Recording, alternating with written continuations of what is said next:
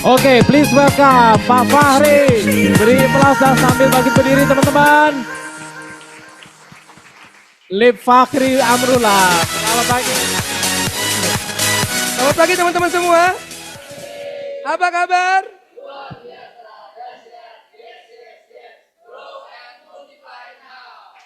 Silakan duduk. Pertama-tama saya mengucapkan terima kasih ya kepada Pak Wahidin yang sudah mengundang saya, Mbak Indah, siapa lagi ya, Mbak April, sama leader-leader yang nggak biasa sebutin ya, Rizka, teman umroh ya kemarin. Oke. Oke, siap. Saya jujur ya agak grogi ya kan. Hari ini saya cuman ingin ya sharing tentang pengalaman saya, perjalanan hidup saya di Prudential, boleh ya? Ada yang pernah dengar sharing saya nggak? Jawaban jujur, emang benar. Saya jarang sekali ya. Oke, yuk kita mulai di slide-nya ini ya. Oke. Iip, perjalanan saya di Prudential pertama kali. Kenapa nama saya Iip? Karena waktu lahir papa saya sedang ujian di Institut Ilmu Pemerintahan. Saya bersyukur papa saya enggak ujian di STAN ya. Kalau di STAN nama saya setan nantinya. Benar nggak? Oke, seperti ini. Oke.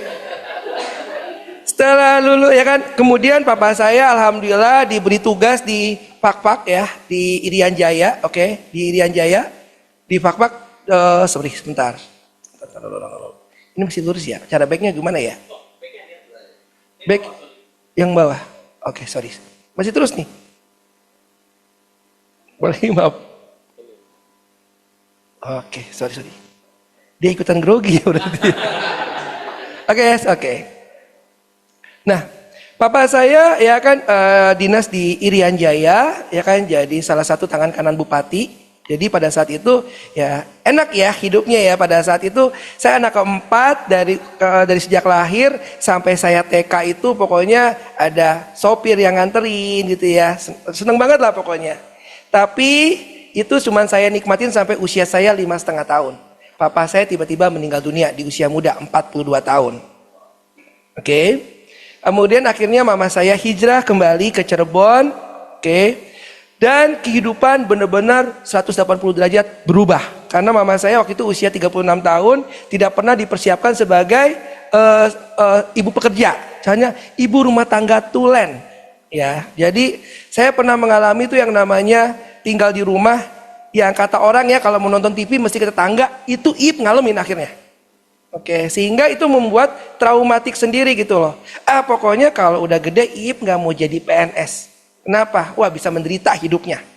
Udah, itu ya. Tapi lihat di sini pesan dari mama saya adalah pokoknya dari 4 orang anak salah satunya harus jadi PNS. Oh tenang aja, Iip masih punya 3 nih di atas nih ya.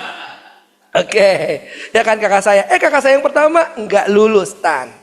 Kakak saya yang kedua ikut-ikutan nggak lulus. Sampai kakak saya yang ketiga, ya harusnya kalau gitu ya lulus ya, ini nggak lulus juga. Akhirnya seorang Iip lah ya kan tumpuan ya, benar ya. Dan saking gak niatnya bisa bayangin, saya waktu itu niatnya mau masuk Unpad, ya cita-cita mau masuk Unpad, saya bimbel di Bandung, sampai untuk daftar STAN aja dipaksa dengan ancaman kalau nggak pulang ke Cirebon anak durhaka. Wah, ya kan. Akhirnya saya pulang ke Cirebon, saya daftar ya kan STAN seadanya saking gak niatnya waktu itu ya. Itu saya daftar itu saya pakai sendal. Dan saya tahu ya, begitu daftar nggak boleh sama sapam yang nggak boleh masuk. Itu saya sampai pinjam, kebetulan ada teman saya, ukuran sepatu saya itu 40, dia 46. Bisa kebayang ya. Saya jalannya cepak-cepuk gitu ya. Oke. Cuman untuk daftar doang gitu ya. Udah pulang lagi ke pulang ke rumah, habis itu nunggu gitu ya. Saya pulang lagi ke Bandung. Waktu mau ujian aja, ujian jam 8 pagi, saya jam 10 malam sama tuh dipaksa juga. Pulang besok ujian. Dan mama saya udah siapin kakak saya ya kan untuk ngajarin saya. Bayangin ya, kakak saya nggak lulus ngajarin saya. Gitu. Wah, kakak saya pendidikannya Jepang banget, Belanda banget. Pakai lidi tuh. Ngantuk dikit, bangun. Pokoknya begitu loh. Makanya kan udah belajar. Sampai waktu ujian, ya kan, saya minjam motor kakak saya. Kakak saya itu fobia maling. Saking fobianya itu ngunci motor aja sampai 6. Gemboknya ada 6. Bek semua. Ya, udah gitu saya berangkat ya, itu ujian jam 8, saya berangkat jam 7:15 sampai ke lokasi ujian setengah 8. Ya kayak saya masih ingat di Islamic Center, ya kan. Saya turun, saya kunci dulu, saya datang kok sepi ya. Ternyata salah tempat. Mas, itu di kampus 2 dia bilang. Ya udah, buka lagi. Oke. Sampai akhirnya saya ke tempat ujian itu tepat jam 8. Ya, jam 8 habis kunci juga kan? Sempat ditahan sama panitia, boleh masuk apa enggak gitu ya. Bel bunyi, udah mulai kan. Akhirnya saya diizinkan masuk jam 8:10 lah. Saya diizinkan masuk dalam kondisi keringet, udah pasti kan keringet gitu ya. Udah grogi banget. Begitu masuk, duduk, saya masih ingat ajaran guru bimbel saya. Pokoknya kamu kalau lagi deg-degan, kalau lagi keringetan mendingan diem. Jangan ngapa-ngapain. Ya udah. Jadi ya kan saya duduk, kemudian saya diem gitu kan. Masih keringetan nih kan. Saya diem sampai 10 menit. Jadi saya udah kehilangan 20 menit. Udah kehilangan 20 menit tuh ya. Udah gitu rupanya pengawasnya itu memperhatikan gitu ya. Ini peserta kok nggak udah terlambat, nggak ngapa-ngapain gitu ya. Udah set. Begitu keringat saya udah hilang, saya udah tenang gitu ya. Saya buka tuh kotak pensil saya. Dan apa yang terjadi? Pensilnya masih baru. Belum diserut. Belum diraut. Jadi yang saya lakukan adalah saya raut dulu, bener gak? Itu ketika saya lagi raut itu sampai pengawasnya yang datang loh. Pengawasnya bilang begini, Dek, kamu niat ujian gak? Dan gilanya waktu itu saya jawab, enggak Pak. Oke, akhirnya saya ngerjain seperti itu kondisinya, ya kan. Dan akhirnya selesai ujian, saya buru-buru balik ke rumah, ya kan, balik ke rumah dan saya minta izin, Mah, balik lagi ke Bandung, ya kan. Dengan harapan, dengan doa, mudah-mudahan nggak lulus, udah selesai. Nah, pada saat pengumuman, mama saya tahu nih kalau Iip yang berangkat pasti bohongin nih. Jadi kakak saya yang diutus gitu ya. Oke. Ketika mau pengumuman, saya berdoa nggak waktu itu? Berdoa. Saya doa loh. Doa saya, ya kan, saya sholat duha pagi-pagi. Niat saya doanya cuma satu, ya Allah, mudah-mudahan saya nggak lulus. Tiba-tiba kakak saya pulang teriak, Ma, alhamdulillah Iip lulus. Dan itulah yang membuat akhirnya saya menangis loh. Benar sejadi-jadinya. Waduh, aku bilang, kenapa lulus gitu ya. Oke, tadi berkata lain tuh, udah lulus dan oke. Itu udah sangat ya kan. Akhirnya saya menjalani ya kan. Nah, disinilah yang saya bilang, ini namanya perjalanan hidup ya. Kenapa bisa ini? Perjalanan hidup yang saya liatin. Di STAN itu ada keunikan. Dari 100 mahasiswa, misalkan begitu ya. Hanya 10% yang cewek, selebihnya cowok. Dari 10% yang mukanya cantik, itu juga cuma 10%-an. Bayangin ya, seperti itu kondisinya ya. Nah, tadi teman-teman lihat ya, Iip seorang anak yatim jujur. Saya tuh jujur punya ibaratnya minder lah, sifat minder. Jadi saya tuh nggak pernah pacaran sama sekali. Alhamdulillahnya waktu tingkat 2, Iip akhirnya dapat pacar di STAN. Wah ya kan, udah tuh dapat limited edition lah, ibaratnya begitu ya. Udah. Pada saat seperti itu kondisi udah punya pacar nih, oke. Dengan wah pokoknya STAN itu singkatan dari Sekolah Tinggi Akuntansi Negara, atau setelah tamat aku nikah, kan begitu ceritanya. Kebetulan ya kan waktu itu orang Malang ya, di sini ada orang Malang? Alhamdulillah nggak ada ya. Pokoknya saya sempat ke rumahnya di Batu, udah minta izin sama orang tuanya, ya udah kumpulin uang dulu untuk nikah. Oke. Tapi apa daya, lagi asik-asiknya begitu, tiba-tiba saya diputusin. Direbut sama senior saya. Patah hati nih ceritanya ya. Oke. Wah. Lagi patah hati begitu, kondisi patah hati tersebut, tiba-tiba di pagi hari itu, saya tuh jadi, ya muka gak jelek amat ya. Jadi waktu itu saya jadi sekretaris kepala kantor. Pagi-pagi datang seorang wanita, datang ke ruangan saya dan bilang begini, Dek mau nanya, kalau Pak Iip datangnya jam berapa ya? Sambil nunjuk ruangan kepala kantor. Saya bingung, hah Iip udah tua banget ya? Ya kan? Terus Ibu nyari siapa? Saya nyari Iip. Saya Iip, saya bilang. Hah, dia kaget juga. Ibu tahu saya dari mana gitu ya. Rupanya dia direferensiin oleh Ibu Popi. Siapa Ibu Popi tadi? Waktu saya pindah hijrah ke Cirebon, kan saya bilang ya mama saya hidup pas-pasan, bener ya? Jadi 4 orang anaknya punya orang tua angkat masing-masing. Dan saya ini salah satunya dibiayai oleh Ibu Popi, tante saya. Waktu itu dia kerja di USAID. Dan gajinya setahu saya tuh sekitar 25 juta saat itu. Wah, sangat tinggi banget. Jadi, wah pokoknya saya mau jadi kayak tante dah. Pokoknya begitu. Impiannya begitu. Oke. Nah, singkat cerita saya bilang, ya kan, Ibu diurusan Bu Popi? Iya. Ada urusan apa Bu? Ya kan, apa yang bisa saya bantu? Ya kan, coba kalau teman-teman jadi saya. Ada ibu yang membiayai dari kecil, tiba-tiba mereferensiin orang. Berarti kan titah, bener nggak? Udah deh, dia langsung waktu itu ngomongin tentang rekening 2 in 1. Set. Wah, beng gitu kan? Oke. Setengah ngerti, setengah enggak. Apapun yang dia omongin, pokoknya pasti gue masuk gitu loh ya. Karena titah ini kan. Udah Bu, berapa paling kecil? Oh 300.000 gitu ya. Kita masih CPNS. Waktu itu income-nya masih 75%, belum full kan. Oke, gak apa-apa. Tiba-tiba si ibu itu bilang begini, Ip, mau nggak sekalian jalan-jalan ke Singapura? Loh, ya kan? Gimana caranya? Kamu referensinya teman-teman. Dulu masih ada ya referensi kan? Oh ya udah, full player. Nah dulu masih buat proposal ke kantor dulu, nanti balik lagi. Jadi dia pulang. Ketika dia balik ke kantor, siang hari itu saya ngomong sama senior saya, ya kan, Bang, ya kan, tadi siapa tuh Ip? Oh itu agen asuransi Prudential, saya bilang. Terus saya bilang, dia ceritain begini loh Bang, cuman bayar 300.000 aja, dapatnya begini-begini, gitu ya. Itu terus terang 4 orang, 4 orang senior saya mau ikut loh. Jadi enak kan, langsung telepon, Bu, besok sekalian bawain nih 4 proposal, jadi 5 sama saya. Oke, bawa dong datang. Begitu datang, nih Ip, mana orang-orangnya? Bentar Bu, gua panggilin. Dasar ya, orang departemen keuangan songong banget. Lagu gitu loh ya. Udahlah, gue percaya sama lu aja nih Ip. Nih KTP saya, nih duitnya, selesai. Jadi yang nganterin tanda tangan gua gitu ya. Kayak sekretaris kepala kantor kan, tanda tangan Bang, tanda tangan semua. Selesai. Udah tuh, bahagia dong. Oke. Nah, singkat cerita, ya kan, Ibu Sapitri langsung mukanya itu matanya udah kayak mata kucing kan, tiba-tiba ting gitu kan. Ip, kayaknya kamu bakat deh. Bakat apa Bu? Bakat jadi agent. Wih langsung, wah saya bilang dikasih hati minta ampela nih. Syukur-syukur saya mau terima gitu ya. Karena bayangan saya waktu dia bilang jadi agent, jujur, saya ngebayanginnya tuh agent Electrolux, ngerti ya? Zaman dulu yang Assalamualaikum, boleh dicoba ya Bu? Kan begitu. Bayangan saya gila ya. Gue 3 tahun di departemen, ya kan, ibaratnya di stan, kerja departemen kepitian gitu ya, departemen keuangan, ujung-ujungnya jadi sales gitu ya, malas banget gitu ya. Oke? Singkat cerita, ya kan, saya dikasih kartu nama.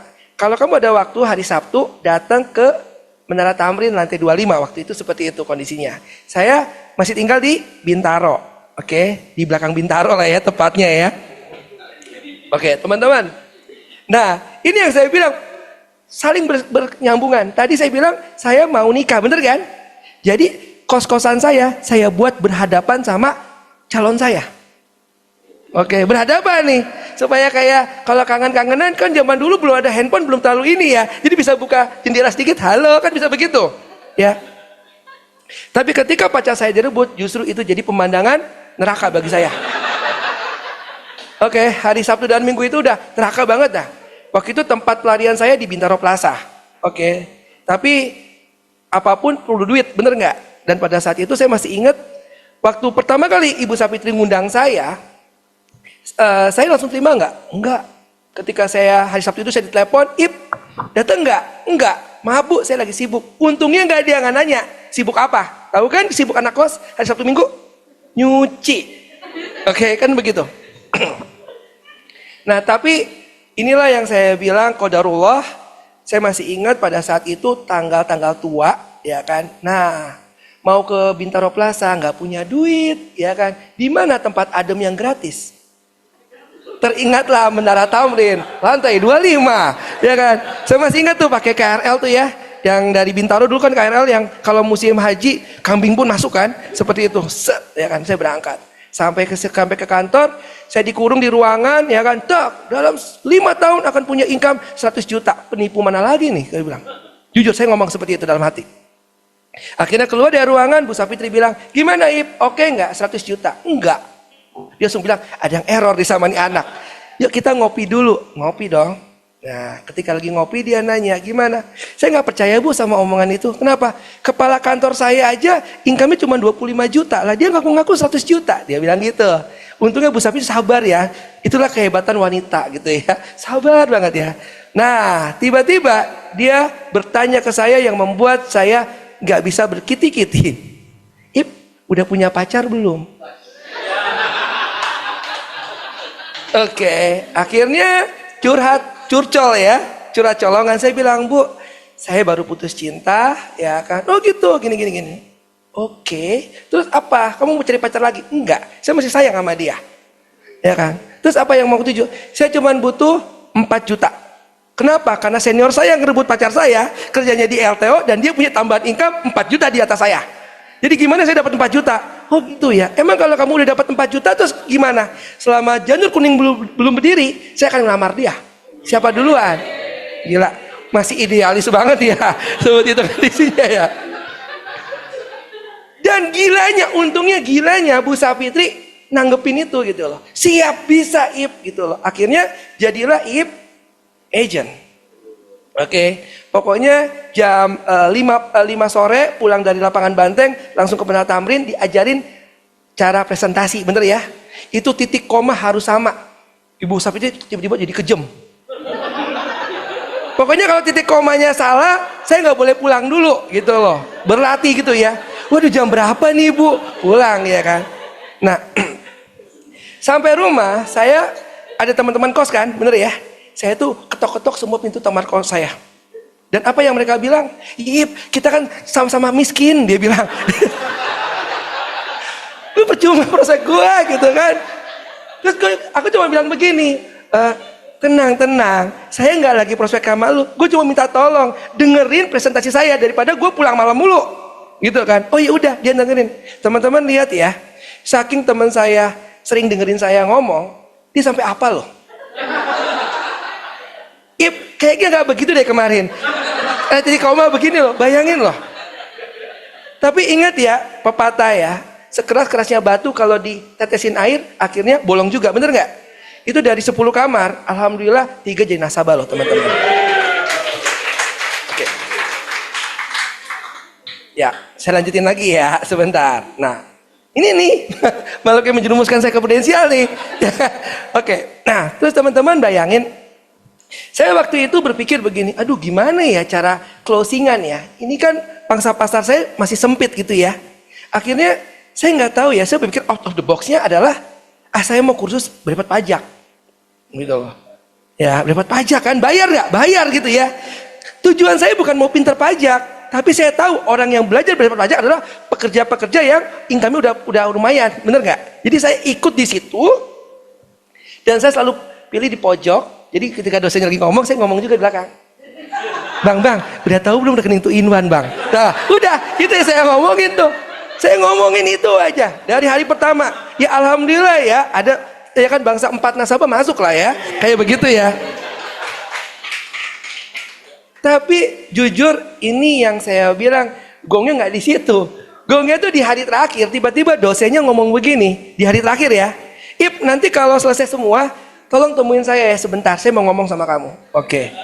Ketika ngomong dong. Dia setengah marah, dia ngomong gini. Saya bingung ya, saya mau marah atau gimana ya. Setiap saya ngajar, kamu selalu duduk di pojok. Dan kamu selalu ngomong, dia bilang.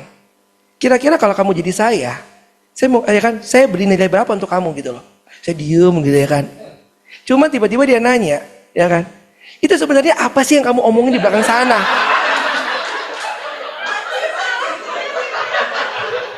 Ya udah kan, masuk Pak Joko gitu kan, set masuk kan. Dan alhamdulillah akhirnya dia juga jadi nasabah saya teman-teman.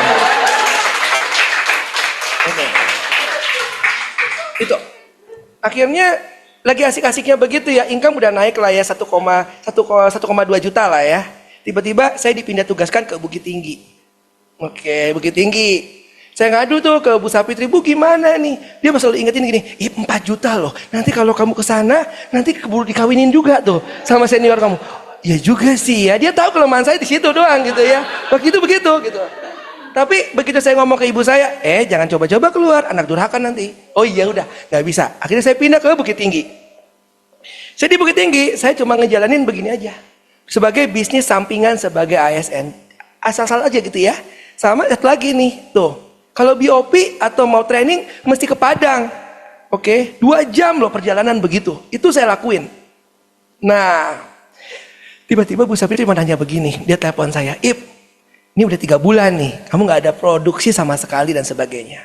Kamu masih sayang gak sama pacar kamu? Dia cuma ngomong gitu doang, gak ngomong macam-macam. Itu tiba-tiba udah tuh, kayak kucing lagi mau berantem kan, tiba-tiba langsung, ting, iya juga ya, bener juga. Itu jujur teman-teman, saya sampai tiba-tiba itu saya mendadak sewa ruko, bayangin, sewa ruko untuk ngejalin bisnis prudensial. Saya bilang ini perlu izin kan? Itu gilanya lagi Bu Sapitri yang buat izin loh. Dengan yang bertentangan di bawah ini, Sapitri memberikan izin kepada IIP untuk mendirikan kantor prudensial. Udah tanda tangan, hebat banget. Dan gilanya saya percaya lagi kan, begitu ceritanya. Oke. Saya mendirikan begitu, walaupun ya udah teman-teman kantor saya pada menghina gitu ya, termasuk kepala kantor saya gitu ya. Lu ngapain buat kantor-kantor prudensial? Tiba-tiba prudensial pilot, bener nggak? Baru berdiri 1 bulan kemudian pilot. Tuh kan kata kepala kantor. Ya 2004 kondisinya ya, udah. Saya datang ke Padang, orang-orang Padang malah bilang gini, kamu udah apa nih? Udah UM? Ya kan SUM atau AM? Enggak, agent, kaget semua. Karena lagaknya itu kalau jalan tuh udah kayak leaders gitu loh. Ya kan, waktu itu seperti itu kondisinya. Singkat cerita, Bu Sapitri datang, dia terangin, yuk kita jalanin. Saya jalanin door to door. Oke, teman-teman tahu, ya kan. Akhirnya alhamdulillah, diajakkan sama Bu Sapitri, diajak nih ke Anyer.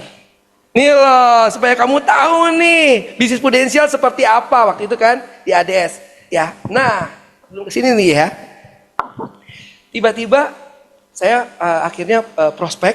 Alhamdulillah IIP 2006 bisa menjadi seorang unit manager pada saat itu. Income pada saat itu alhamdulillah udah angka 6 jutaan lah ya, 6 jutaan. Wah, saatnya menunaikan hajat. Wah. Saya minta izin kepala kantor, Pak, saya mau izin. Saya izin 2 minggu, mau ngapain? Saya mau nikah. Dan apa komentar Pak kantor? Loh, bukannya kamu homo? Kepala kantor saya bukan tanpa alasan loh. Kenapa? Pertama, semenjak saya di Bukit Tinggi, kan ada anak PKL ya. Anak PKL, cewek-cewek gitu ya. Itu satu-satunya cowok yang gak pernah ngajak ngobrol, macarin semua. Itu cuma Iip doang gitu loh. Jadi udah pada curigaan, ini kayaknya pecinta sesama jenis. Dan yang lebih parah lagi yang kedua, kata dia. Yang cowok-cowok nih, ya kan, di dompet waktu pacaran, foto siapa? Di dompet pacar kan? Kalau saya enggak, di dompet saya adalah ya kan cowok yang rebut pacar saya.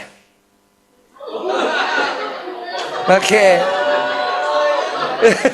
Jadi kalau lagi down, tinggal buka. Oke. Siap ya? Oke. Dan teman-teman tahu, pada saat itu, ya kan oke ya, udah. Ya kan? Oh iya, ya kan. Udah nih, kata kepala kantor cuma satu begini, IIP kamu bendahara. Kamu nggak bisa izin hari ini, besok pulang nggak bisa. Apalagi 2 minggu, ya kan. Saya baru kasih izin kamu nanti, ya kan. Ibaratnya bulan depan, dia bilang. Oh ya udah, bulan depan ya. Iya, kamu siapin dulu pengganti kamu sementara. Oke. Dan akhirnya sudah siapin semuanya, harga tiket waktu itu mahal ya. Masih mahal kan tahun 2005 waktu situ. Singkat cerita, Jumat saya mau pulang, qadarulahnya Jumat mau pulang, Rebo saya ditelepon. Ya kan, ting, weh, ya kan, mantan saya nih gue bilang nih, wah kayaknya ada feeling nih mau dilamar. Totonya dia cuma bilang begini, izin ya, adek mau nikah hari Sabtu. Pernah nonton Tenggelamnya Kapal Panderwitch? Itu saya nonton, saya nangis, istri saya malah bingung. Ini kenapa suami saya nangis begini? Dia kagak tahu kisahnya gini ya. Itu benar-benar, saya tiba-tiba langsung drop banget, ya kan? Itu tiket yang mahal saya robek. Saya cuma minta ke supirnya ke kantor, saya bilang, "Bang, temenin saya ke rumah." Saya bilang, saya ke rumah kosan, saya nangis jadi-jadinya. Tangisan kedua bagi saya. Pertama pada saat lustan, yang kedua pada saat tadi. Ya Allah, itu nggak tahu tuh bantal udah kayak ada pulau-pulau banyak ya kan. Pokoknya singkat cerita, saya memutuskan hari itu adalah besok saya kalau mau pulang ke rumah, pada saat saya sudah lelah. Akhirnya apa yang terjadi? Yaitu saya sibuk prospek. Dan akibat saya prospek gimana? Ini dia. Pelarian saya tuh begini jadinya. Oke. 2006 saya promosi unit manager. Oke. 2007 saya promosi SUM 1,4. 2008 agency manager 3,6. 2008 ini dia. Terus. Ya. Ini ibaratnya ada ketidaksengajaan juga. Jadi waktu itu leader saya, karena saya jauh ya, dan saya sering ke Padang begitu, akhirnya saya dititipkan ke Prudaiman, Pak Beben, tempatnya Pak Beben. Oke. Nah, emang Allah itu sudah menggariskan begitu ya. Jadi saya waktu promosi, saya promosinya ke Medan. Nah, waktu itu Prudaiman jaringannya itu ke Prugalaksi, Pak Tan Chin Hoa. Nah, bisa kebayang ya, Iip nih nggak ngerti dengan bisnis prudensial. Pokoknya naik promosi aja dikasih tahu promosi. Saya nggak pernah tahu promosi itu berapa tuh, nggak pernah tahu. Tadinya nggak pernah tahu sama sekali. Pokoknya saya kejar aja pokoknya omset itu begitu ya. Nah, singkat cerita, pada saat di Medan, Tan Chin Hoa lagi ngomong sama Pak Beben. Aku cuma ngintil, bener ya? Ben, tahun depan lu harus bisa loh. Ini buktinya, lihat nih, anak titipan aja bisa promosi. Masa lu nggak bisa mempromosikan, ya kan? Terus caranya gimana? Halo, Bu. Nih, Halo, Bu. yang banyak. Halo, selamat siang. Ya. Baru repot ya pokok kita Lagi meeting. Ya kenapa ya nggak apa-apa, kenapa Bu? Ini anak culun ya, dengerin Masih begitu ada ya. tempat untuk aku yang Itu dapat angka begini-begini. ada tempat untuk Nggak cerita, pulang ke ada Bukit tempat Tinggi, untuk bisa istirahat aku jalanin. di Surabaya Oh, sama Surabaya. Pak Ibnu. Oh, Surabaya. Itulah Pak yang Ibnu. menjadikan saya bisa akhirnya Ada sih, ya kan nanti aku bisa tanyain ya Bu ya. ini, kan? Semoga ada. Sampai Soalnya total terakhir sampai dengan Wulan tahun sama 2012 Sida saya udah masuk. total Baru tuh yang tadi bisa pagi. mempromosikan kurang lebih Ibu baru ngomong sih kalau ngomong dari kemarin kan aku ya, udah ini. seperti itu kondisinya. Ya. Suruh tanya malah Makanya tadi. cari omset begini sebetulnya nyaman sih. Ya kan Ya enak udah, kalau aku udah coba punya tanya ya. pasukan. Ya, Bener oke, ya. Dulu rata-rata omset Ya, nanti aku setahun kabarin itu dulu ya. grup ya. Ya. Grup itu Ya. antara Ya, 8 sampai makasih, 10 Bu. miliar. Selalu begitu terus. Dan itu membuat Iip nyaman juga. Kenapa? Saya PNS kan, bener nggak? Saya asik aja di kantor. Bu Sapitri bilang, Iip ingat loh ya, tuh lihat leader lu udah bagus-bagus lah. Lu, ya kan? Enteng-enteng aja di kantor begitu. Nggak mau full time? Enggak Bu, nggak boleh Bu. Full time anak durhaka Bu. Jadi nikmatin yang namanya operating di atas 100 juta tuh enak aja begitu loh. Dulu begitu pikirannya. Oke, nah lanjut. Nah teman-teman, sekarang saya mau cerita ya. Tadi teman-teman udah lihat ya, injakannya begitu ya. Teman-teman tahu, saya memulai dari mana? Ini dia, dari rumah, ya kan? Rumah sorry. Oke, kita lihat ya. Ini rumahnya. Saya buat perjuangan dimulai di mana? Ya kan? Lesehannya. Nih, rumah saya jadi kantor. Ya kan, baru sewa kantor-kantor kecil-kecilan kayak begini. Cuma begitu kan kayak begini aja, tapi bisa menghasilkan omset yang seperti tadi loh teman-teman semua. Ini dia. Oke. Sampai kadang-kala, nah ini menumbuhkan leader ya tiap tahunnya begini terus. Sampai akhirnya bisa go setting di hotel gitu ya. Ya kan, pokoknya kita sewa sendiri lah, semua sebelah sendiri. Nih, nah ini aku dibawa ke Tapan. Ini namanya daerah Tapan ya teman-teman. Nih, grup selling di daerah pedalaman banget. Saya diundang ya kan. Ip, nanti ada pengusaha-pengusaha mau pada kumpul ya. Hayo aku bilang. Itu jalan dari Bukit Tinggi ke Tapan. Dari Bukit Tinggi ke Padang itu 2 jam. Dari Padang ke Tapan itu 6 jaman. Ini kagak nyampe-nyampe udah mimpi bangun kok belum nyampe juga ya. Gitu ya. Akhirnya saya prospek. Itu prospek aja jujur aja ya teman-teman. Ya oke. Teman-teman bisa bayangin. Saya prospek. Itu orang hotel bilang gini, Pak maaf ya Pak, untuk uang minyaknya berapa ya kan? Boleh ya Pak, saya kenakan minyaknya kalau nggak salah 300.000. Saya bingung minyak buat apa? Rupanya itu saya presentasi itu untuk listriknya itu dari mana? Generator. Terus saya ngomong begitu. Itu dulu kayak gitu. Tapi teman-teman bayangin, itu saya ke daerah yang tadi ya, yang kali ini jalan sendiri ya, sorry. Yang saya bilang ketapan tadi itu, ya kan? Saya datang ke sana, saya bisa closing kurang lebih 40 case loh, teman-teman. Kayak begitu. Walaupun cuma 500.000 gitu ya, kayak gitu. Nah, ini dia. Ya kan, ini puskesmas, ya kan, itu dokter puskesmas, kayak begini-begini.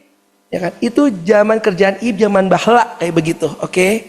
Nih, membuat ADS tim bertumbuh seperti ini ya kondisinya ya. Sehingga akhirnya ketika tim udah bertumbuh seperti ini, anak saya lahir tahun 2010. Ketika anak saya lahir ke 2010, saya ngomong sama mama saya, "Mah, boleh dong Ip sekali-sekali mau merasakan hidup yang benar." Kenapa nggak? Ya kan, kata-kata mama saya, "Kenapa? Mama tahu ya, ini kenapa jalan terus ya? Apa saya..." Oh iya, jalan sendiri dia. Oke. Saya bilang gini, "Mama tahu ya, cucu mama lahir. Ya, aku kerja di Departemen Keuangan dari Senin sampai dengan hari Jumat. Dari jam 8 pagi sampai jam 5 sore. Sisanya saya lakukan presentasi, ya kan, cold calling gitu ya sama Prudential. Sabtu Minggu dipakai semua. Lah, kapan Iip bicara sama anak? Kapan Iip jalan-jalan sama keluarga?" Saya bilang. Mama saya tersenyum di situ. Ya juga sih ya. Ini lama-lama anak Iip nggak manggil Novel, nggak manggil Iip papa loh, manggil Iip bisa-bisa begitu katanya. Akhirnya mama saya izinkan, ya udah kamu keluar, boleh. Akhirnya 2011 tadi saya putuskan untuk resign dari, ya kan, Departemen Keuangan, full time di Prudential. Ini dia SK-nya. Oke. Nah, ketika lagi menjalankan bisnis seperti ini kondisinya ya alhamdulillah ya dari Prudential, ya ini yang kita dapat. Jadi kalau teman-teman tadi seorang Iip, ya kan, pacar bisa hilang gitu ya, pacar bisa hilang dan sebagainya, tapi alhamdulillah dengan di Prudential ya itu tadi di usia 25 tahun. Saya gabung di Prudential di usia 23 tahun. 25 tahun saya bisa, ya kan, membeli rumah pertama dari Prudential. Kemudian di usia 30 tahun saya bisa menunaikan ibadah haji. Ini juga sebetulnya kebetulan saya bilang. Loh, kebetulan kenapa? Jadi gini. Saya 2008, saya kan sering BOP ya. Oke, presentasi begini. Saya bilang, "Ayo gabung ke Prudential. Nanti dengan income bisa naik haji, bisa umroh." Salah satu peserta tiba-tiba nyeletuk, "Pak Ip udah haji." Teng. Kediam gitu kan. Saya masih bisa ngeles dong waktu itu. Saya bilang begini, haji itu perlu nunggu, ya kan? Ya udah, umrah udah belum Pak? Belum juga, ya kan? Udah gitu, ya namanya orang daerah ya, dia cuma bilang begini, "Ya udah Pak Ip, jangan banyak ngomong, Pak Ip daftar dong kalau kayak begitu." Pulang dari situ ngambek saya, ngambek. Saya pulang ke rumah, saya cuma bilang sama istri saya, "Mama, ya kan, yuk kita, ya kan, kita ke bank besok daftar haji." Istri saya bilang, "Ya kan, kenapa sih?" Saya ceritain yang tadi. "Papa sakit hati banget tadi dibilangin begini." Ya kan, paling tidak kalau udah daftar, kalau ada yang nanya begitu kan bisa jawab, "Udah daftar, tinggal nunggu." Kan begitu, benar nggak? Datang ke bank ditanyain sama orang bank, ya kan, sama orang Depak kan daftar ya, 25, waktu itu 20 juta, bayar 20 juta, datang ke Depak ditanyain, "Pak, ya kan, Mas, udah tahu kan daftar tunggunya berapa lama?" "Berapa lama?" 15 tahun. "Alhamdulillah, masih lama kan?" Orang mukanya takut-takut, alhamdulillah 15 tahun lagi kan. Oh ya sudah, ya kan, mempersiapkan diri dulu gitu, siapkan hati gitu kan. 2008 daftar, 2010 tiba-tiba dipanggil. Siapa yang nggak kaget coba? Padahal saya haji minus loh, bukan haji plus ya, haji biasa loh. Oke. Tiba-tiba dibilang, dipanggil, saya juga kaget ya kan, "Bun, dipanggil," gitu kan. "Oh iya, ya kan," kata-kata bunda. Ya udah, kita persiapkan gitu ya. Saking gak siapnya gimana gitu ya, saking gak siapnya nih ya, kita dipanggil berdua. Tiba-tiba istri saya hamil. Oke, istri saya hamil. Pas 2 minggu sebelum berangkat, istri saya baru lahiran. Jadi nggak bisa berangkat dong, bener ya? Seorang Iip, jujur aja saya nunggu anak itu 3 tahun. Jadi 2006, 2010 baru lahir kan, bener ya? Baru hamil. Jadi saya bilang, mertua bilang, "Ya udah Iip nunda aja," gitu kan. Iip cuma bilang begini, "Udah tenang aja, Iip berangkat dulu, tanda syukur sama Allah," saya bilang. "Ya, nanti pulang tinggal daftar lagi," bener ya? Kayak begitu. Ya udah berangkat, akhirnya jadi bujangan lokal lah di sana ya. Wah, pokoknya haji udah nikmat banget. Pulang ke Indonesia mau daftar lagi, baru kena tahu aturan. Baru boleh daftar 10 tahun kemudian, bener ya? 2021 baru daftar. ya kan, istri saya nunda, begitu kan, nunda. Akhirnya 2001 saya daftar, saya bilang, kapan bisa tarik mahram? Karena kalau saya udah daftar 2021, baru bisa berangkat 25 tahun ke depan. Jadi usia saya 60 berapa gitu ya, udah bangkotan lah ya. Singkat cerita, kata pembimbing haji saya bilang gini, ya udah penting daftar dulu 5 tahun ya kan, bisa ditarik kok. Ya udah. Sampai tahun lalu itu saya udah yakin tahun ini saya berangkat. Sampai detik kemarin saya juga dipanggil sama Depak, udah periksa kesehatan.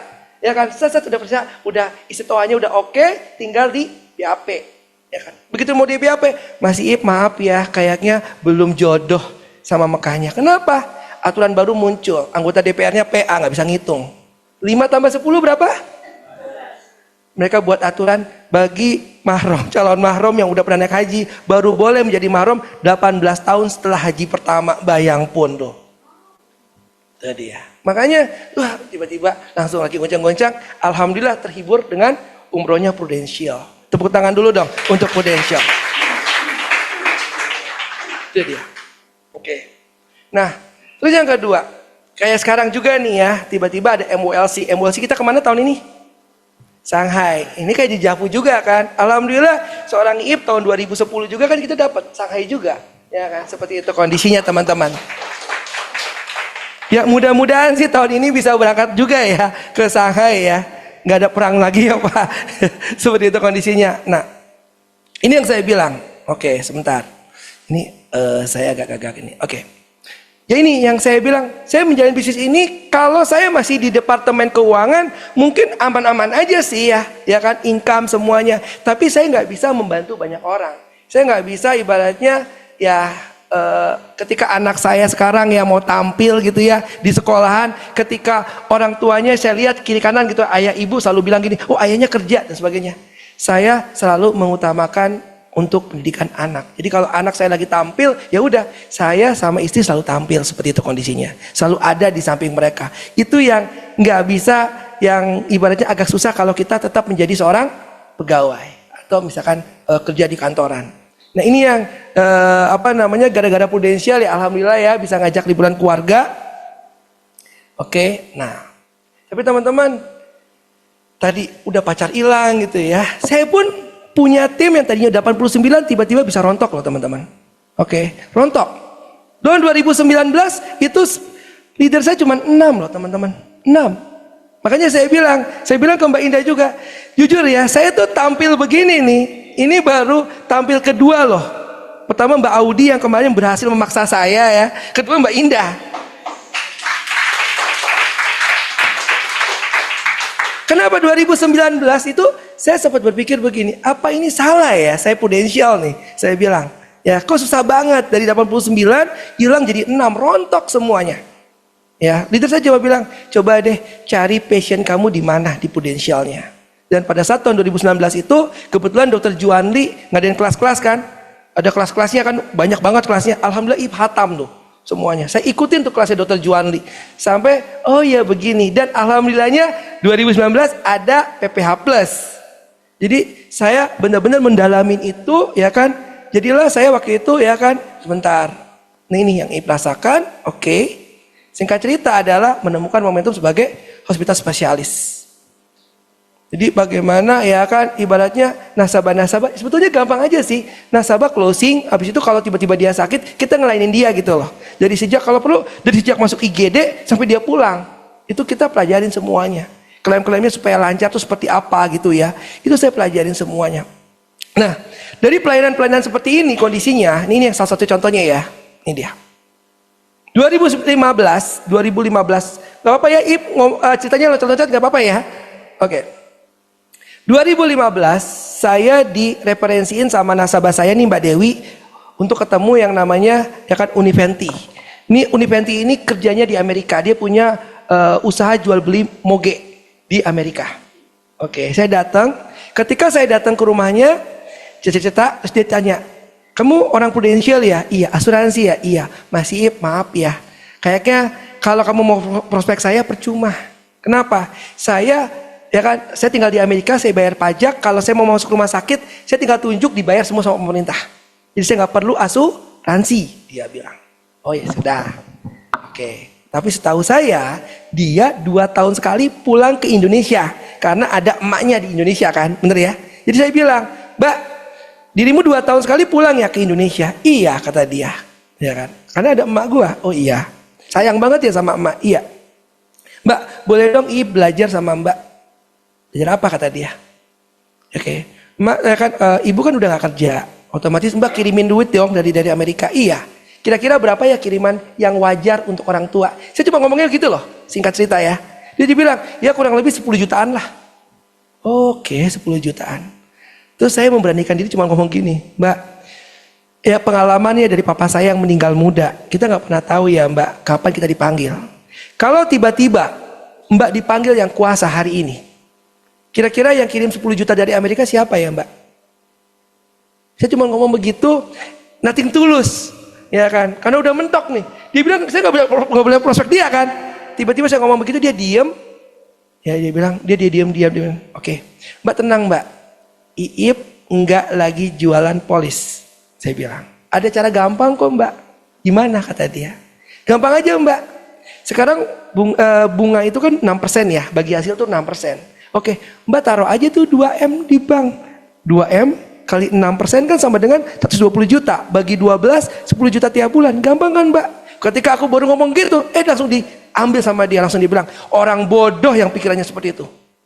Loh kenapa Mbak? Kata aku bilang.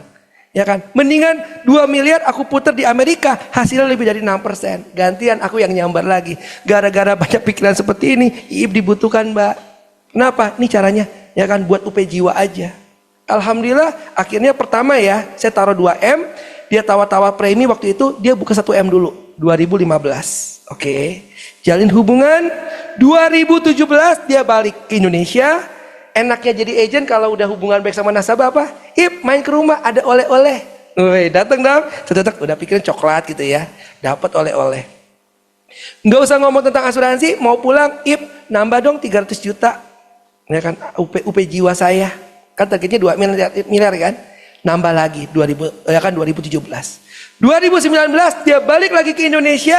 Salahnya dia ngenalin pacar barunya sama Iip di Indonesia. Kenapa? Pacar barunya jadi nasabah saya. Masih begitu ya? Oke. Nah, teman-teman, ada suatu kejadian Oktober 2019, pacarnya sakit masuk Mayapada, saya jenguk, tiba-tiba ada Fenty.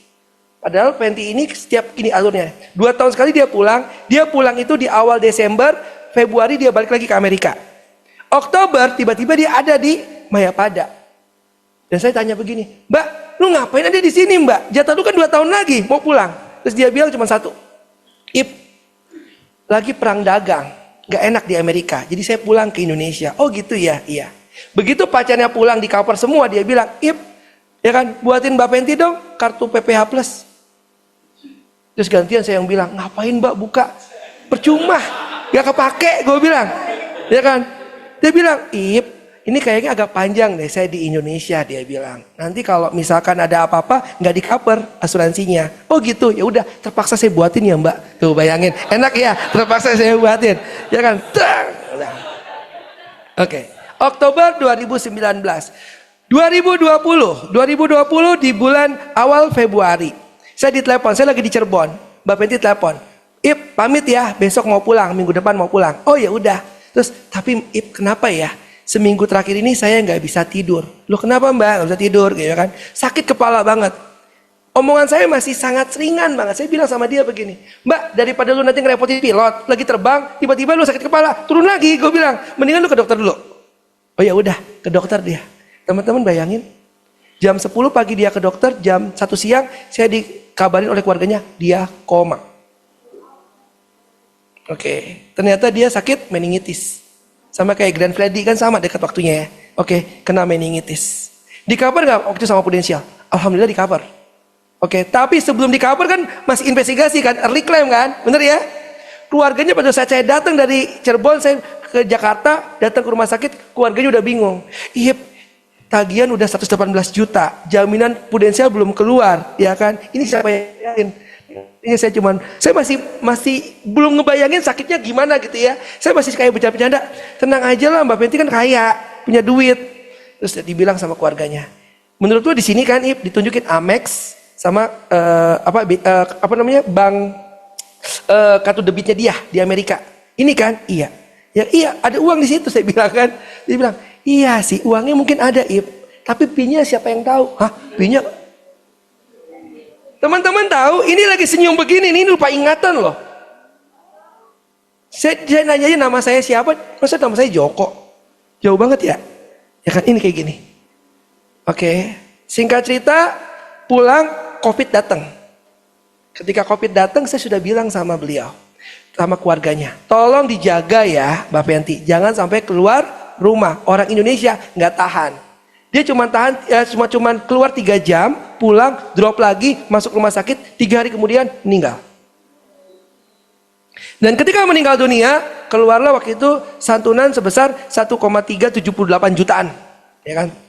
Saya bilang ke keluarga besarnya, seperti pesan almarhum, yang 78 juta silakan pakai untuk bayar utang dan sebagainya, tapi yang 1,3 tolong ditahan.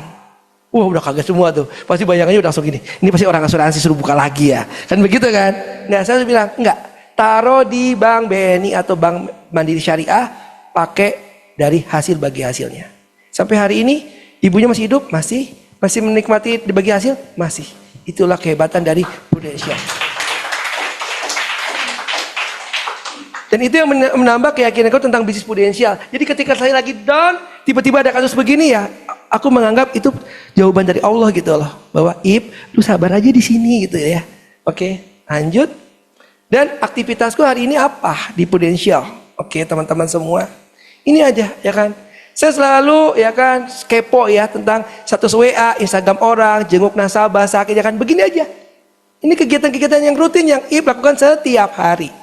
Jangan coba-coba nunjukin status WA impus atau lagi sakit. Itu langsung tuh daya jelajah saya langsung set. Siapapun pasti aku bilang di kamar berapa, di rumah sakit mana. Besok udah muncul aja. Ini sih mbak, ya kan sakit apa. Udah, saya nggak peduli itu nasabah orang atau nasabah sendiri atau teman. Pokoknya itu saya selalu datang. Nothing tulus aja. Ya. Nah, ini monitoring yang saya lakukan kepada target-target saya. Makanya alhamdulillah saya berusaha untuk mencapai achieve ya kan kontes-kontes yang diadakan oleh kantor pusat. Bener ya? Sebetulnya sangat ini banget loh, enak zaman sekarang. Kalau zaman dulu boro-boro. Kita ngadain sendiri ya. Dulu saya di Bukit Tinggi itu pokoknya agent closing 3 case dapat 100.000. Dari mana uangnya? Dari dia sendiri. Kalau sekarang kan udah dari Prudential, ya kan lebih enak. Nah, ini dia.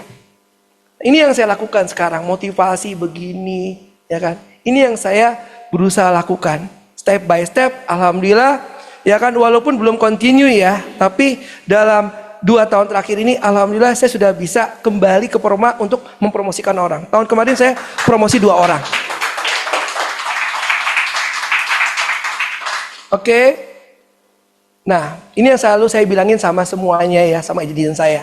Jangan biarkan kebaikan berhenti padamu, karena kebaikan akan selalu menemui Tuhan, ya kan tuannya. Boleh kita saksikan video berikut ini?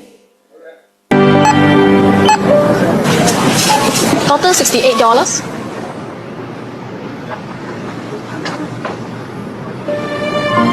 I'm sorry. Can I return the cake, please?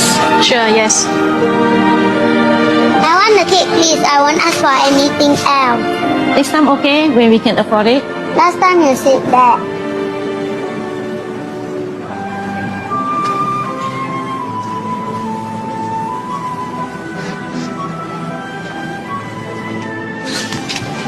The cake is not tasty. Let's buy something else, okay? You don't want that? Yes. I'll take it then. Okay. Hey. Hello, this is for you. No, we cannot accept it. Would you please? There's no reason for you to buy the cake for us. Well, when I was 7, my mother wanted to buy me a cake. Mommy, your other side. By the counter, we didn't have enough. Can we get something else? It's my birthday today. Can I choose my own cake, please? I'm sorry. Then, there's this man. I've never met him before.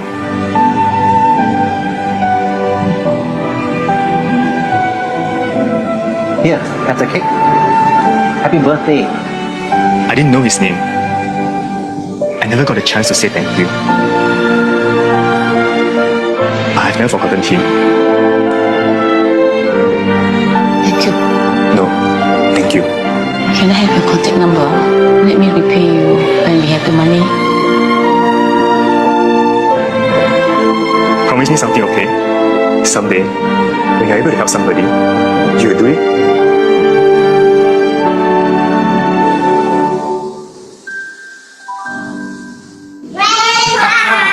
I chose this cake for your birthday. Wow, this is my favorite. Thank you. Let's go and put some candles. Oh, careful. Aya, you shouldn't have spent the money. Actually, I came and paid for it. He give me this note. Please write down your address. I'll bring the money back to you later.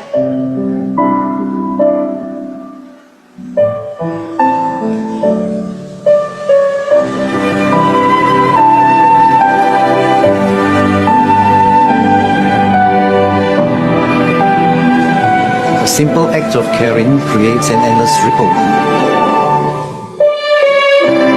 birthday to you.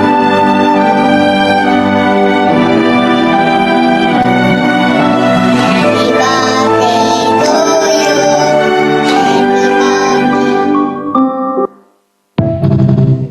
Oke. Itu yang mungkin saya lakukan dari tahun 2019 sampai hari ini.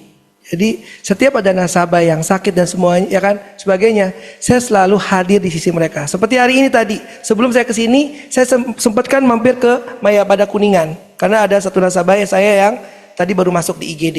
Saya ketemu dia, saya bilang, "Gimana, udah aman kan? Udah nyaman di kamar?" Ya kan? "Udah," kali ini. "Udah. Mau kemana, Ip?" "Mau sharing," saya bilang, "ke kantor ya kan, ke Tamara." "Oh gitu, ya udah jalan." Seperti itu kondisinya. Ya alhamdulillah berkahnya seperti ini. Dan Iip kenapa bisa bertahan dari tahun tadi kan pertanyaan ya. Dari tahun 2003 sampai hari ini saya bertahan karena tadi ini ada motivasi. Saya mau membahagiakan mereka, saya mau menyekolahkan mereka ke perguruan tinggi yang mereka mau, teman-teman semua.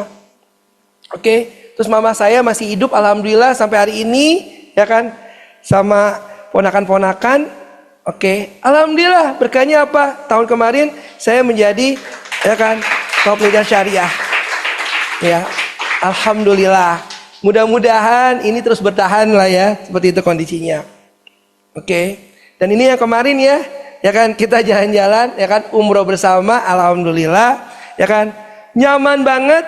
Jadi bukan hanya ibadah, kita pun ngopi-ngopi loh, teman-teman bisa lihat ya. Ini dia sama Pak Nazrul ya.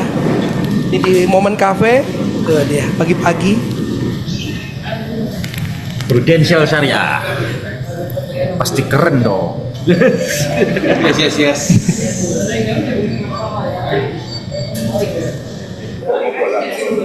Ayo, selesai.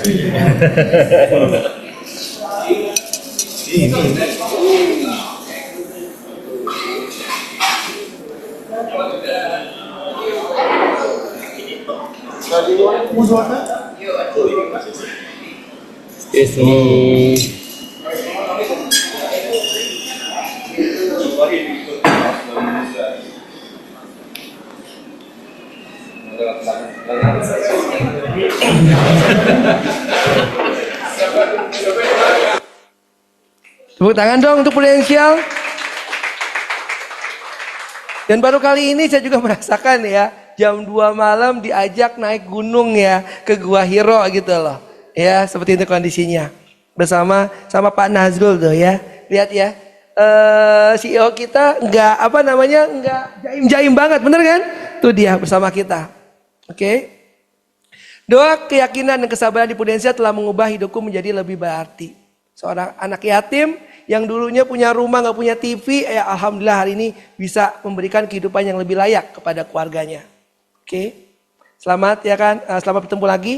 Leadership yang kuat lahir dari kebiasaan yang kecil yang dilakukan secara konsisten dan dicontohkan setiap hari, kata Eloy Jaluku. Oke, kepemimpinan bukan dibangun dari tindakan besar sesekali, tapi dari kebiasaan kecil yang dilakukan konsisten setiap hari. Ini yang Iip lakukan, yang tadi saya bilang. Saya hampir tiap malam, pokoknya setiap malam itu kerjaan saya sebelum tidur, ya kan, selain berdoa juga ngepoin yang namanya status WA, Instagram orang. Itu yang pertama. Yang kedua, selalu berjanji setiap hari jam 9 pagi sudah keluar dari rumah. Kemudian apa yang saya lakukan? Saya biasanya ketemu sama 4 sampai 5 orang per hari. Oke, itu yang saya kunjungin, ya kan?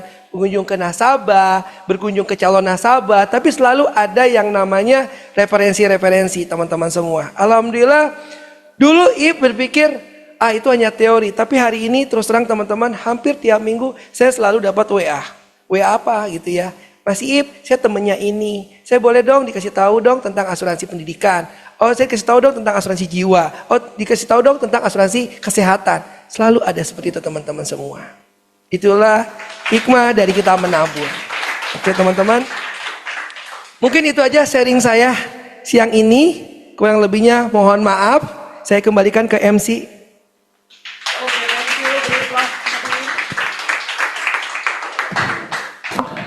Oke, teman-teman di kesempatan ini ya ada yang mungkin mau bertanya ya, ngumpul Mas Iipnya di sini bisa bertanya langsung kiat-kiat atau mungkin jurus-jurus apa yang dilakukan Mas Iip. Boleh ada yang mau? Apa cerita yang mana itu? Coba boleh diceritakan Mas Iip. Bisa lah. Tiba-tiba saya udah punya istri aja Pak. Iya. Yang jelas bukan yang itu ya Pak.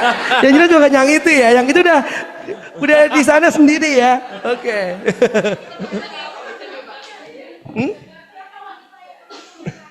Oh. Ya itu tiba-tiba aja ya. Ya. Saya nggak perlu cerita di sini lah ya Pak. Oke, ada pertanyaan yang teman-teman yang mengenai prudensial mungkin. Bro Hero, ada yang mau tanya? Oh, iya. Makasih Pak Ip sharingnya. Saya tertarik kalau di daerah itu kan maksudnya sebenarnya pengetahuan tentang kayak kita di Jakarta kan agak gimana ya kalau apalagi asuransi kayak gitu kan. Nah untuk dalam hal rekrutnya itu Pak Ip cara ngajak dia join kita di bisnis prudensial tuh gimana sih? Kalau dengar kata bisnis kan kayak udah kita aja mikir wah tipu-tipu atau apa nih MLM gitu. Cara pendekatannya atau gimana cara bangun dia untuk join bersama kita gitu. Thank you Pak. Oke. Rekrut zaman dulu sama rekrut zaman sekarang ada sedikit perbedaan. Kalau dulu kan kita bisa masif banget ya, ngundang BOP pun kayaknya udah kayak apa ya, suruh bayar aja yang datang udah kayak semut gitu loh. Ya kalau sekarang udah dibuat gratis aja kayaknya susah banget ya. Emang sisi udah zaman udah berubah gitu ya. Jadi pertama yang harus kita bangun adalah dia nyamannya di mana dulu nih. Contoh kalau dia pegawai ya, sampai sebesar mana sih income dia akan terjadi. Bilang aja dia, lihat ke pimpinan dia berapa income paling besar. Kemudian disesuaikan dengan standar hidup dia sekarang. Misalkan dia punya 2 orang anak. Anak-anak zaman sekarang ya kan. Sekarang ini kalau dulu zamannya saya masuk SMA, SD negeri, masuk ke SMP negeri, SMA negeri itu kebanggaan, bener ya. Zaman sekarang udah berubah. Saya ngerasain sebagai orang tua saya juga bingung gitu loh. Kayaknya kalau dulu itu masuk sekolah swasta itu kalau udah nggak diterima di negeri, buangannya ke swasta. Kalau sekarang udah berubah, ke swasta dulu. Buangannya negeri. Ya kan bener ya? Seperti itu kondisinya. Dan teman-teman, ini yang selalu dibawain. Jadi kalau aku tanya, anaknya berapa? Anaknya 1, anaknya 2. Udah siap berapa dana pendidikan? Karena sekarang masuk SD aja, uang masuknya aja udah antara 20 sampai 30 juta. Belum uang bulanan. Uang bulanan itu di luar dari antar jemput udah 1,9 juta sendiri satu orang anak. Bisa kebayang kalau 3 orang anak, 4 orang anak, bener ya? Nah berapa? Saya biasa ambil dari situ gitu loh. Nah kalau mau dapat rezeki yang halal, yuk. Ya kan, ini ada salah satu alternatif. Apa itu prudensial? Baru saya ngomong seperti itu. Ya, baru kita ceritain tentang program-program di prudensial. Karena program kita kan udah kayak, sekarang udah nyaman banget. Dulu kita cuma jual unit link. Hari ini unit link kalau IP ya, kalau IP nih, unit link saya taruh di paling dasar banget, paling dalam. Kalau ada nasabah nyinggung baru saya keluarin gitu loh. Tapi kalau nggak mau nyinggung, mendingan saya nggak nyinggung. Saya semua pakai yang tradisional semua. Dan udah nyaman banget. Kalau IP boleh milih, saya lebih senang jadi agent hari ini daripada zaman dulu. Kenapa? Lebih mudah sekarang. Cuman sekarang ini dulu mau promosi unit manager 300 juta, sama kan? SUM 900 juta. Menjadi agensi ya kan, agensi manager dulu 2,7 M. Sekarang menjadi AM aja cuma 900 juta. Tapi mentalnya beda. Gitu loh. Nah, ini PR bagi kita bersama, juga masih PR bagi saya sendiri gitu loh. Ya, itu dia. Bisa menjawab nggak Mbak? Jadi saya ngeyakinin dengan kebutuhan dia seperti apa. Jadi supaya, yuk semua orang kan mau nyari income tambahan dong. Bener nggak? Income tambahan. Yuk di sini ada nih, jalanin. Nah, habis itu join fieldwork. Nah, untuk di daerah-daerah, ya kita harus siapkan investasi waktu. IIP dulu Bukit Tinggi, kemudian saya mau ngembangin di Cirebon. Apa yang saya lakukan? Benar-benar. Jadi saya bisa 4 hari, 5 hari di Cirebon. Gitu loh. 5 hari bantuin agent sama agent gitu loh. Join fieldwork. Kenapa? Karena saya mau buktikan ke agent saya ini kalau saya rekrut, yuk kalau mau jadi, yuk kita target berapa? 50 juta dalam 1 bulan. Ya udah, yuk kita jalanin. Siapa saudara-saudaramu semuanya, kita jalanin berdua. Join fieldwork di lapangan. Nah, itu yang tantangannya kalau luar kota seperti itu kondisinya. Siap nggak jadi Bang Toib? Itu aja. Oke. Terima kasih ya Mbak. Oke, thank you. Ada lagi yang mau bertanya? Oke. Pak Ip mau tanya dong, ini kan berhubung ini kelas leader ya, bisa dijelasin nggak atau dijelasin secara lebih spesifik? Kan tadi itu sempat kehilangan, kan sempat grupnya besar, terus kehilangan ibaratnya dari 89 jadi tinggal 6. Nah, menurut Pak Ip itu penyebabnya atau mungkin apa yang Pak Ip rasa miss Pak Ip kurang nggak lakukan yang menyebabkan itu bisa terjadi. Nah, terus setelah itu apa yang Pak Ip lakukan hingga bisa bounce back lagi, bangkit lagi, ya seperti sekarang ini gitu, udah lebih enjoy ngejalaninnya. Itu aja mungkin. Penyebab utama dari keguguran tadi, berguguran ya kan, adalah rekening Ali, rekening Pak Ali. Oke, rekening Pak Ali itu sangat-sangat salah total gitu loh. Tapi ya itu yang kita ajak, itu yang kita pelajarin. Salah nggak sih Pak Ali? Nggak juga sebenarnya. Kalau 2000 tahun 2000 sampai 2008 itu masih oke. Kenapa? Karena unit link hadir bersamaan dengan sedang bertumbuhnya pasar modal. Ya kan? Jadi itu wajar gitu loh. Cuman kesalahan yang paling mendasar adalah di tahun 2008 tadi kita nggak mengupdate diri. Jadi ketika pasar modalnya udah mulai landai, kita tetap jualan dengan cara yang lama gitu loh. Dan ini yang jadikan ibaratnya bola liar nih, ya kan, tinggal menunggu bom waktu aja. Itu yang terjadi sebetulnya. Nah, iya betul. Dan kebetulan IIP punya tim di Bukit Tinggi, di Padang. Itu daerah antah berantah banget. Ibaratnya antar teman-teman tuh saling kenal gitu loh. Satu bilang enggak, udah kayak bom atom aja. Gitu. Nah itu yang terjadi, ya kan? Jadi tingkat ketidakpercayaan masyarakat kepada unit link itu sangat tinggi banget. Itu yang terjadi. Ya, nah apa yang membuat IIP sekarang enjoy gitu ya? Saya belajar dari Ko Wibi Sono Citro yang di Surabaya. Dia ajarin kita waktu itu cara kalau ada yang ngomongin tentang unit link, itu yang saya ngomong tadi. Itu sebenarnya bukan kebohongan agent, enggak. Karena agent juga pakai ilustrasi dari kantor pusat, bener ya? Nah, cuman ya kan, kalau tahun 2000 sampai 2008 itu benar, nggak mungkin loss. 10 tahun ada klaim, nggak ada klaim, duit pasti balik. Yes, benar 2008. Tapi selanjutnya kan investasi, bener ya? Ya kan? Nah, ini yang kita perbaiki, yuk sama-sama kita perbaiki. Gitu loh. Nah, itu yang IIP ajarin. Hari ini lebih pasti lagi nih. Mau yang ya kan nggak ada ibaratnya rendah, sedang dan tinggi, nggak ada. Oh ya kan, seperti itu kondisinya. Itu yang IIP selalu bilang. Jadi kalau saya sekarang bermainnya adalah ketika berprospek dan sebagainya, ketika seseorang bilang, aduh saya saya udah trauma nih tentang asuransi. Pasti unit link ya? Iya, mohon maaf, saya nggak jual unit link. Saya jualnya adalah tradisional. Saya jadi menempatkan diri saya udah kayak di dunia sebelah gitu loh. Itu masa lalu saya kan, saya nggak lihat itu lagi. Gitu loh. Paham ya teman-teman? Jadi daripada saya berkubang terus di dunia yang lama gitu loh. Saya bilang, aduh gimana merasa penyesalan. Percuma gak akan bisa bangkit. Inilah yang IIP lakukan dari tahun 2019 sampai dengan hari ini. Kenapa Ip nggak peduli lagi dengan yang kemarin gitu loh. Ya kan, udah melangkah aja ke depan seperti itu. Oke teman-teman, mungkin bisa menjawab ya. Oke, thank you Pak Iip. Thank you teman-teman, kita beri aplaus yang meriah untuk Pak Iip. Kita akan berikan apresiasi juga dari One Vision Agency. Thank you sekali.